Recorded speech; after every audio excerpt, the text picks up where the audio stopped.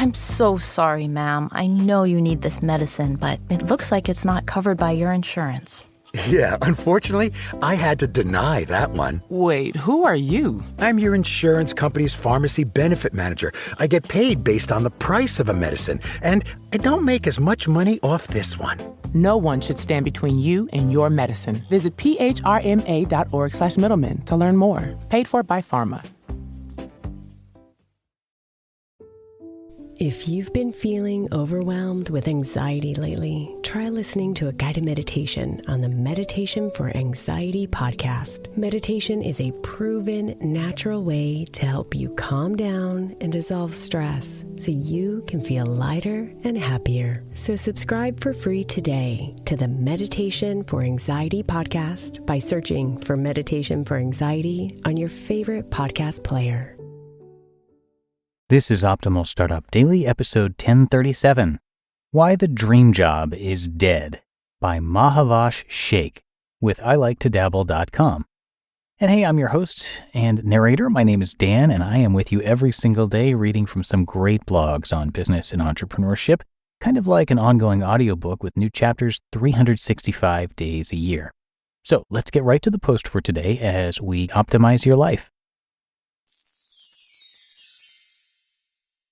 Why the Dream Job is Dead, by Mahevash Shaikh with iliketodabble.com.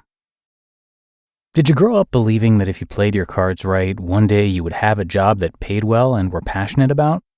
If your answer is yes, welcome to the club. At school and home, we millennials were told that we could be anything we wanted to be when we grew up. With hard work and dedication, nothing was impossible, and we were encouraged to dream big.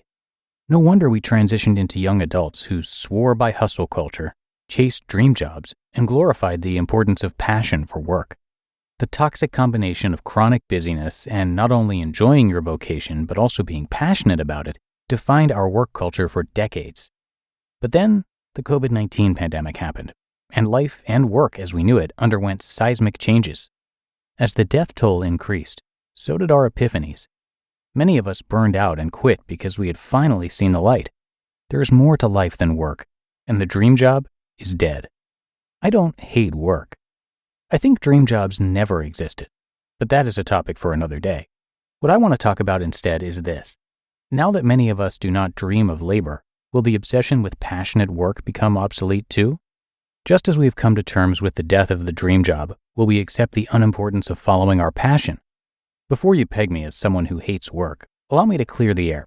I fought long and hard to choose my passion, writing. I've lost count of the times people told me I was making a mistake, wasting my IT engineering degree, that I would come to regret this decision, and so on. 10 years ago, I graduated with a bachelor's degree in information technology. Long before graduation day, I knew this field was not right for me in any way. But the course had been expensive and time-consuming, and a job in IT would pay well. The practical thing to do would be to stay in the tech industry. What happened when I followed my passion? So what did I do? I ignored all of what we've talked about and figured out what to do next. Because back then, I firmly believed that finding and pursuing my passion would bring me lasting happiness. With trial and error, I realized it was writing and pursued it doggedly. Doing so deepened my depression and burned me out. Thankfully, I soon became proactive about improving my poor mental health. With time, effort, and therapy, I learned to focus on things outside the writing world. After about 7 years of work experience, I realized that chasing my passion had not brought me happiness. Yes, it fulfilled me professionally, but it did not make up for my lack of a love life. Plus, there were days I wanted to do anything else, or nothing at all. My experience disproved the quote that my generation and I had been inspired by for years. Choose a job you love, and you will never have to work a day in your life. The capitalist lie of being passionate about work. Now, I know some people may think the pandemic and having depression drove me to this conclusion, but I figured out that passion was overrated in 2019. I just couldn't accept it. After all, I had built my life around it and could not afford to look foolish, could I? But in 2021, when people began quitting their jobs and ushered in the Great Resignation, I lost my ego and accepted the truth. More importantly, I began to tell as many people as possible about the capitalist lie of being passionate about work. It helped that numerous passion-driven peers and acquaintances began speaking up too. Stellar pieces like Consider the Good Enough Job and Quiet Quitting. Everything about this so-called trend is nonsense and gave me the courage to speak my truth. And the careful optimist in me believes that the more we normalize conversations about rejecting burning passion, the more we will be able to live a well-rounded life. Humans are not wired to do the same thing for hours every day. We need excitement, variety, and rest, which is impossible when we spend most of our waking hours working instead of being. Why we need to change our relationship with work. Let me illustrate why a change in our relationship with work is essential. I have double depression, and on some days it prevents me from working. I used to beat myself up for being ungrateful on bad mental health days. I was lucky to follow my passion, and I dared to feel disconnected from writing. When I accepted that work is not and must not be the most crucial thing in my life, I stopped being so hard on myself. It's cool to have career goals as long as they don't define you as a person. You are not your job. Remember, you are working to live, not the other way around. You are not your job, and there's more to life than work. If you find your work meaningful, good for you. But this "you must love your work" philosophy is too much pressure, especially for those starting their careers. It's okay to work for money instead of being driven by passion. Plus, not everyone can or wants to monetize their passion. Work cannot be the same as play, and we need to stop selling this lie to future generations. Let's finally focus on the world beyond work without any apologies. Only when we give up this facade of being obsessed with work can we take stock of our life and figure out how to live it on our terms. You just listened to the post titled "Why the Dream Job is Dead" by Mahevash Shaikh with iliketodabble.com. I'm so sorry, ma'am. I know you need this medicine, but it looks like it's not covered by your insurance. Yeah, unfortunately, I had to deny that one. Wait, who are you? I'm your insurance company's pharmacy benefit manager. I get paid based on the price of a medicine, and I don't make as much money off this one. No one should stand between you and your medicine. Visit phrma.org/middleman to learn more. Paid for by Pharma.